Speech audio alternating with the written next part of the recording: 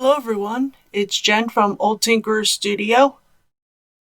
In this tutorial, we will be learning how to make a logo and save it as an SVG in Inkscape, and then animate the logo with animation nodes in Blender 2.9. The download link for Inkscape is in the description. So let's get on with the tutorial. One great option that is available to us in Blender is the ability to work with SVG files. SVG stands for Scalable Vector Graphics, which are based on XML text files. SVG files are used in situations where a graphic may need to be scaled, since SVG files can be scaled without a loss of quality, unlike a raster file. Now I will show you how to make a vector logo in Inkscape that we can import into Blender. If you have a raster image, which is a PNG or a JPEG, you can change it to a vector image in Inkscape. The method I will show you is the automatic tracing method. We will first set up the document.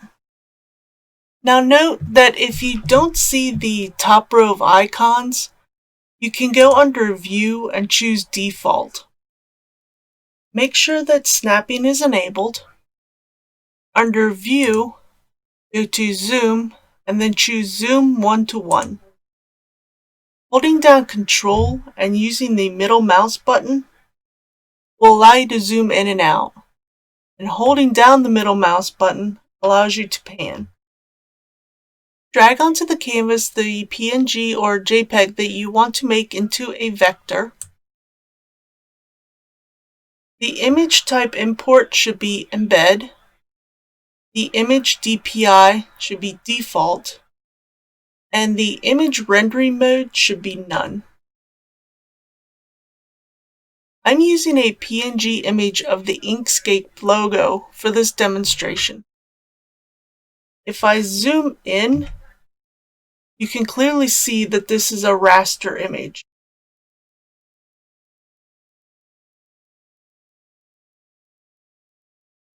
In order to fit the canvas to the image size, select the image, and go to File, Document Properties. We'll open the Resize Page to Content section and click on the Resize Page to Drawing or Selection. With the image selected, to Path, Trace Bitmap. If you're using a black and white logo, you can use Single Scan. If you're using a logo with color, choose Multi-Scan and change the number of scans to the number of colors in the logos. Use the default settings and click Update to trace the logo. If the trace doesn't look correct, you can change the settings and update the trace until it looks correct.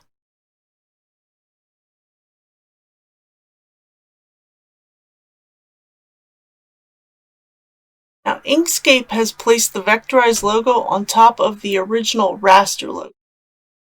We move the vector logo to the left. We can select the Nodes tool, and we can see that the nodes are now available to us. One thing to note, that if we place a background behind the vector logo,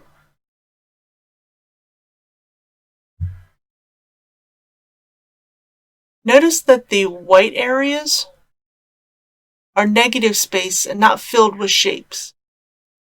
If we want to fill these areas, you can use the Paint Bucket tool. Select the logo with the Nodes tool, then deselect it by clicking outside the logo. Select a color, and then click on the area with the Paint Bucket tool.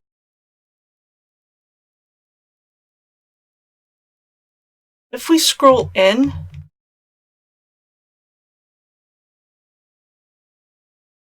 you can see that the entire area is not completely filled in. This can be easily fixed by selecting the area with the Nodes tool and then using Path, Dynamic Offset, and then use the node at the top to expand the fill. You can then use the same method on the other section of the logo that has negative space.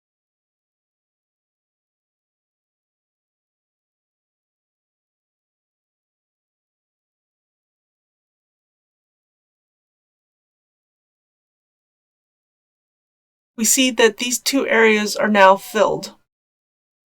If this auto trace does not work, you'll need to use the pen tool and trace the logo. I won't be showing you this method in this tutorial. I would recommend viewing Logo by Nick's tutorial on how to vectorize a logo in Inkscape. The link is in the description. Delete the original raster logo and move the vector logo back onto the canvas.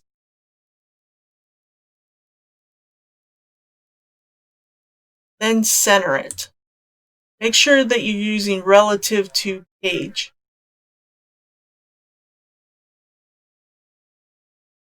Double click on layer 1 and rename it to logo. To export this logo as an SVG, go to File, Save As. Then choose where you want to save the file. Make sure that the Save As type is SVG. Let's now import the saved SVG file into Blender. Before importing your SVG, make sure that you have the Import-Export Scalable Vector Graphics Format add-on activated in your preferences.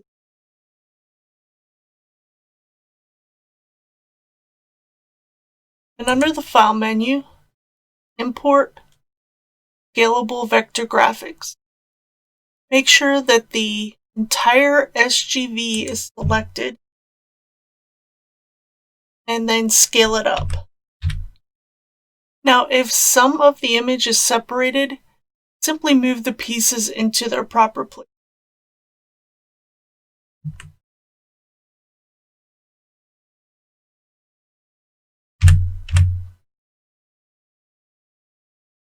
Make sure everything is selected.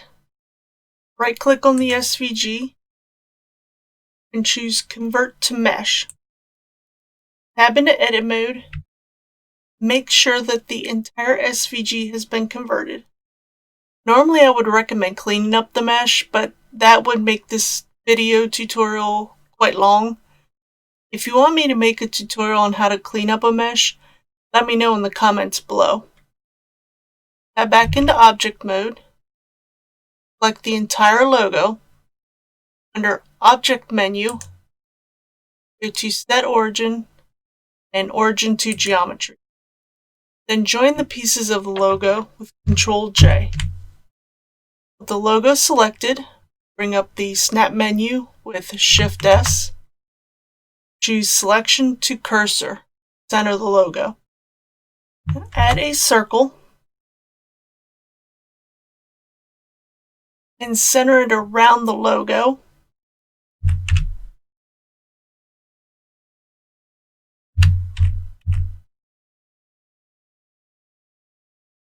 Then scale the circle so it's larger than the logo.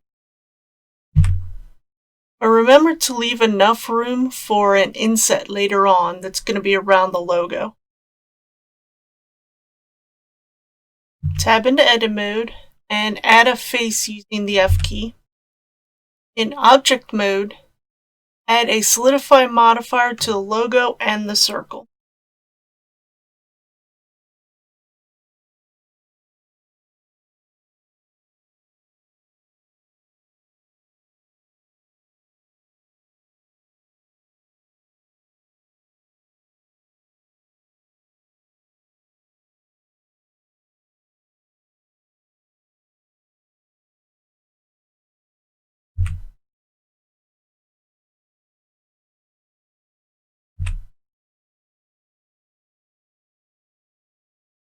And apply both modifiers.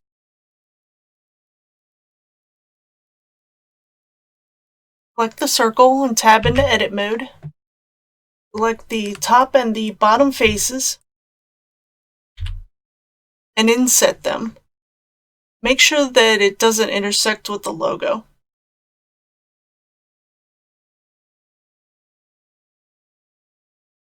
Then extrude the two faces in towards the center of the circle.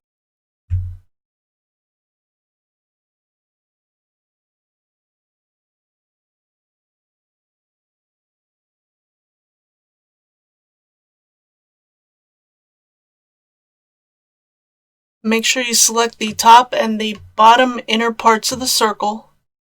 Separate them with the P key. Add 2 horizontal edge loops to the outside of the circle. Then scale them along the Z-axis toward the top and bottom edges.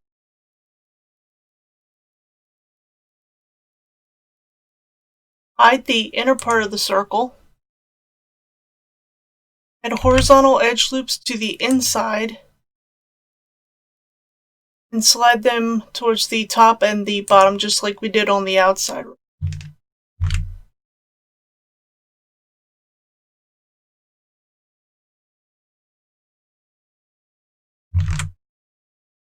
Then repeat this process with the top and bottom ring of faces.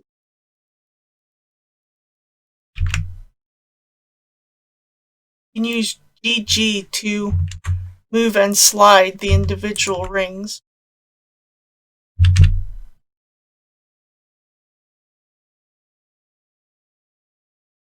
And we're doing this because this will help the mesh look better when we use smooth shading. Tab into Object Mode. Right-click on the outer ring, choose Shade Smooth.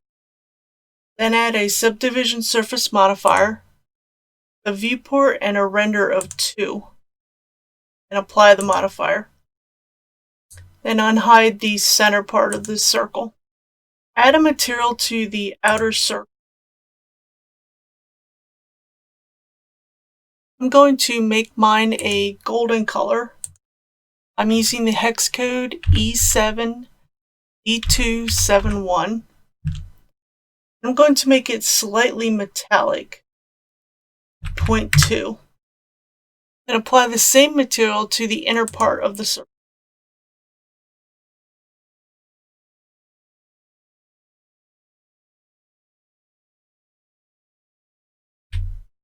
Select all the mesh objects.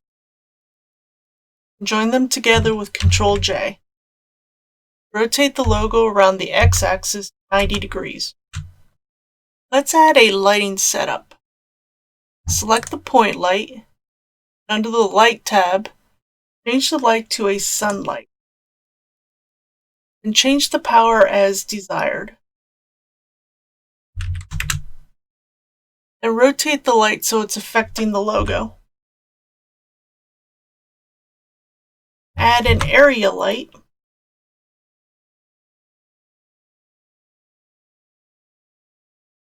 And place it in front of the logo.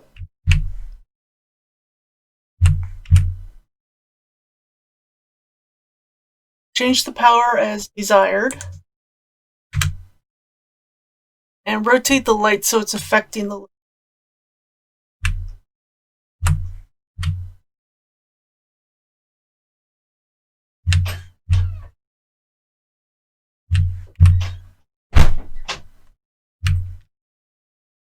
Duplicate the area light and place it at the back of the logo.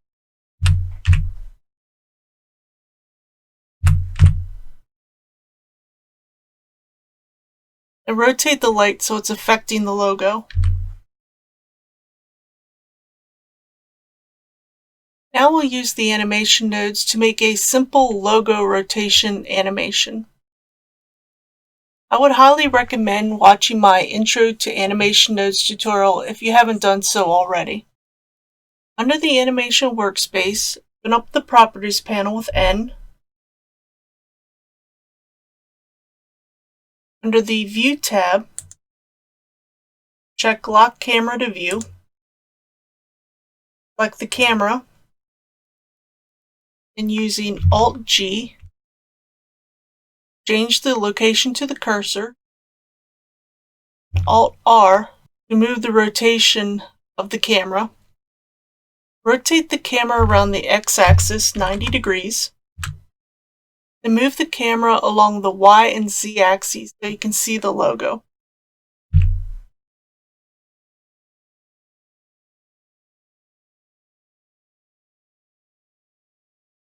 Go into rendered view in the camera area. Change the dope sheet to the animation nodes.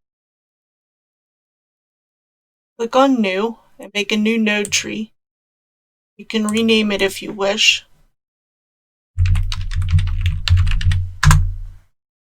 Shift A to bring up the node menu.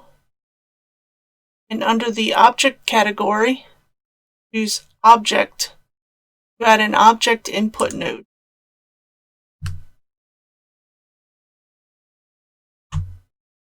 This node is used to select the object that we want to work with in the scene. Make sure that the logo is selected and click on the eyedropper in the object input node. Since we want to manipulate the rotation of the logo, we need to add an object transforms output node. Use Shift A to bring up the node menu.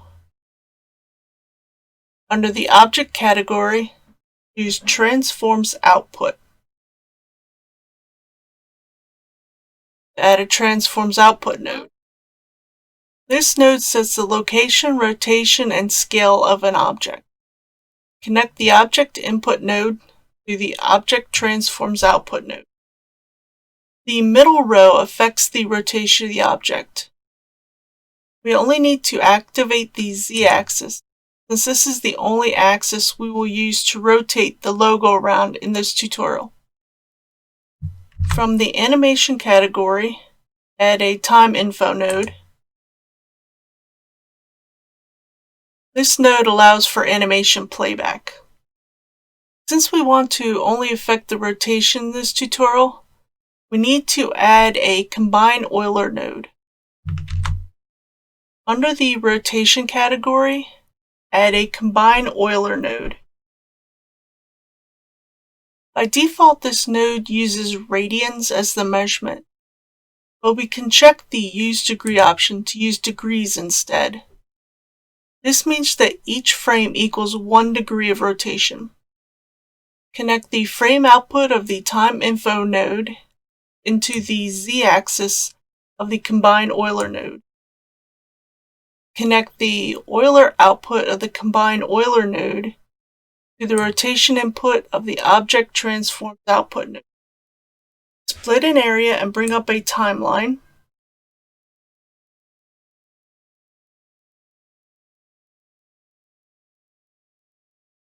And change the end frame to 360. We play the animation. We see that the logo rotates around the z-axis. Right now, this logo is spinning at a very slow rate. If we want to speed up the animation and use fewer frames, we can add a math node. Under the number category, add a math node between the time info node and the combine Euler node. The math node simply performs a variety of math operations. We'll use the default multiply. Change the value to 10, the end frame to 36. When we play the animation, see that the logo is now completely rotating 10 times faster with fewer frames. Render the animation. Under the Output Properties tab, make sure the start and end frames matches the animation timeline. Under the Output section, choose where you want the animation to be rendered to. Then choose a file format. Since this is a short animation, I'll be using the FFmpeg video format with MP4 for encoding. If you want a transparent background, under the Render Properties tab, choose Transparent from the Film section. Save your Blender file. Under the Render menu, choose Render Animation.